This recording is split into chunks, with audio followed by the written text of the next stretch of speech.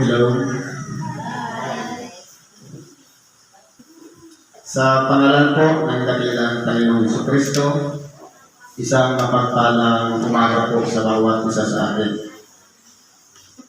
Ngayon po, nandito tayo sa halos kalagitnaan ng tinatawag na ayuno. Nag-umpisa tayo February 14. Ngayon, bigyan natin ang buhay. Ang mensahe ngayon, ayon po sa Ebanghelyo ng San Lucas, sa Kapitulo 5, versikulo 33 hanggang sa 39. At sinabi nila sa kanya, ang mga alagad ni Juan ay nag-aayunong madalas at nagsisigawa ng mga pagdaing. Gayon din naman ang mga alagad ng mga Pariseo. Datapot ang mga ito'y nagsisikain at nagsisiinom. At sinabi ni Jesus sa kanila, nangyayari ba ng pagkakainom ninyo ang mga abay sa kasalan, samantalang ang kasintahan ng lalaki ay kasama nila? Datapot darating ang mga araw, at pagka inalis sa kanila ang kasintahan ng lalaki, kung magkagayoy, mag-aayuno sila sa mga araw na iyon. Ganito, kung aralin po natin, dito po, meron tatlong kalagayan. Hindi ba ang mga Pariseo tagapagpangaral ng salita ng Diyos? Nangaral din naman si Juan Bautista tungkol sa pagsisisi. At angat naman ang ating dakilang Panginoon tungkol sa kaharian ng Diyos. Pero po, para-parehas sila may tinatawag na tagasunod o kaya follower. Yung mga Pariseo, meron din siyang mga kasamahan.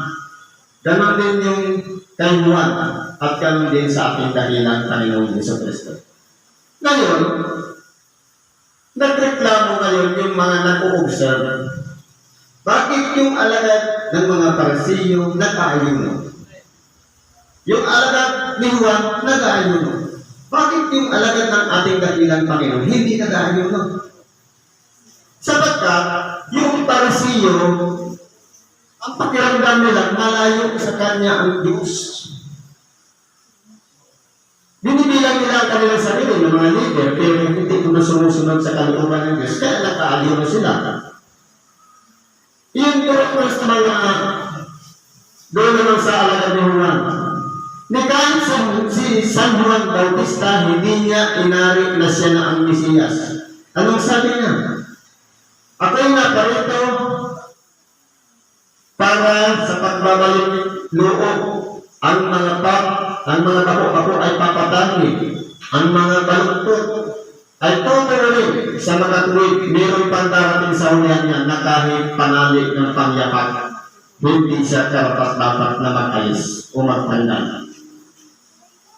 Pero, yung mga alagad ni Juan Bautista, umaasa rin. At mga alagad ng Pariseo, umaasa rin sa Diyos.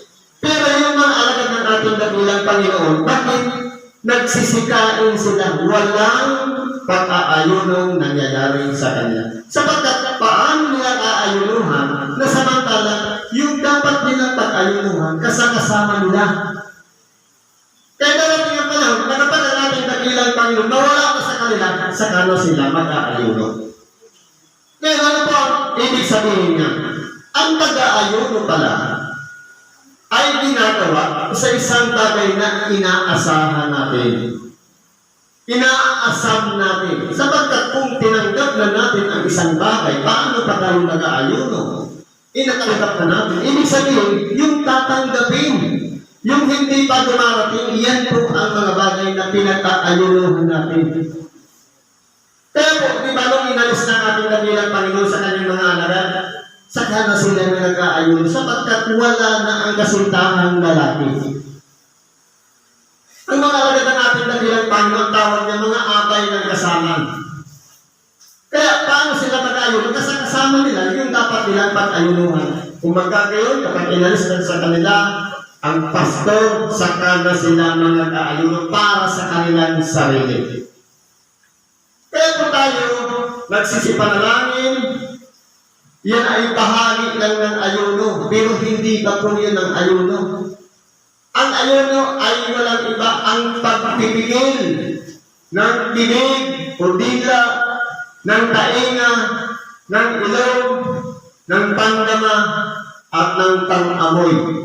Sa makatuwid, kukontrolin natin ano mang nasagap ng tainga, napakinggan, o naamoy, wala tayong dapat na, sabi nga, pagtututol.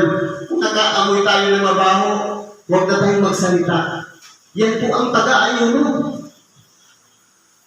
Ang ginagawa ng iba, nag-aayuno.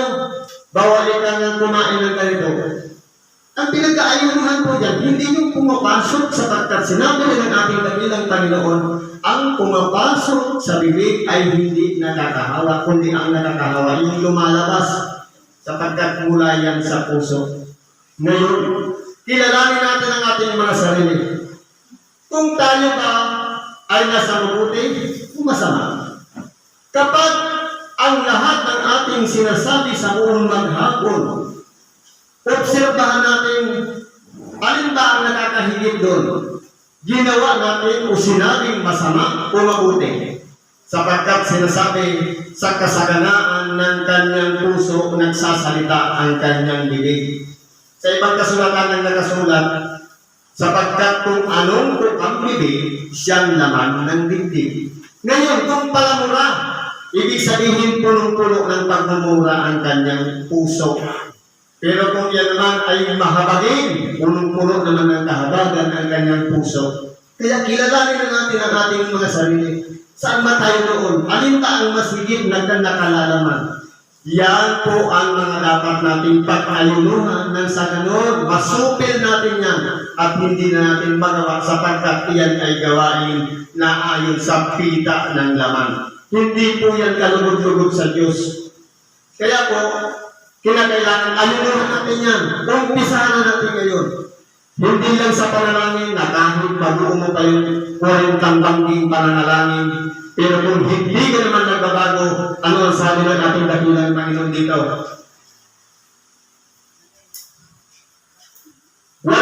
At sinalita rin naman niya sa kanila ang santalinhaga. Walang taong pumila sa bagong damit at itinagpik sa damit na luma. Sa ibang paraan, sisirain ang bago at sa luma naman ay hindi bagay ang tagping mula sa bago. Ibig sabihin po dito, mga kapatid, kung tayo po pala ay nag-aayuno, dapat maging tapat tayo. Hindi nag-aayuno tayo. Paglabas natin, sa tahanan natin, palamura tayo, palaaway tayo, palamintahin tayo. Dapat hindi ganun. Kinakailangan kung mabuti, mabuti. Kung bago, bago. Huwag natin pagsasamahin yung bago at luma. Yung masama at mabuti. Sapagkat magkakalaban po yan. Sabi nga dito, ang luma na hindi bagay sa tagping mula sa bago. At walang taong nagsisilid ng alak na bago sa mga balat na luma. Sa ibang paraan, papuputukin ng alak na bago ang mga balat at magugubong masisira ang mga balat. Kaya kung tayo po ay umabot na sa panahon ng tinatawag na pagsisisi o pagbabalik loob, maging tapat po tayo sa ating sarili. Ipakita natin sa Diyos sa kanyang harapan ang totoong pagsisisi na hindi na pabalik-balik doon sa dati nating ginagawa na maihalin tulad tayo sa baboy at aso. Kinakailangan, kung nilinis na tayo, manatili tayong malinis. Kung pinatawad na tayo, manatili na tayo may mabuting pagkatao ayon sa bagong nilalang. Hindi na yung dati na binabalik-balikan pa yung mga problema ng nakaraan, yung mga nangyayari ng una, dapat hindi po kinakalimutan na yun sapagkat kapag binabalik-balikan natin yun, magkakaproblema po. Ano ang sasabihin sa atin? Ang takal mo namang mag-move on. Kaya po, itinuturo dito na dapat ibabagay natin ang ating sarili kung binago na tayo. Dapat bago rin yung balat, bago yung pagkatao natin. Sapagkat yung Espiritu Santo na nanahan sa atin, hindi na yung Nagagawa natin yung ayon sa tignan lang o hiling natin nung hindi pa natin nakikilala si Kristo. Kaya bago na tayo. Ang sabi nito, kung may dapat isinid ang alak na bago sa mga bagong balat, at walang taong nakainom ng alak na laon, ay ibig sa alak na bago sapagkat sasabihin niya, mabuti ang laon. Kaya po, kung aralin natin isang halimbawa yung alak, kapag tinimbang mo, nilasahan mo parehas yung bagong alak.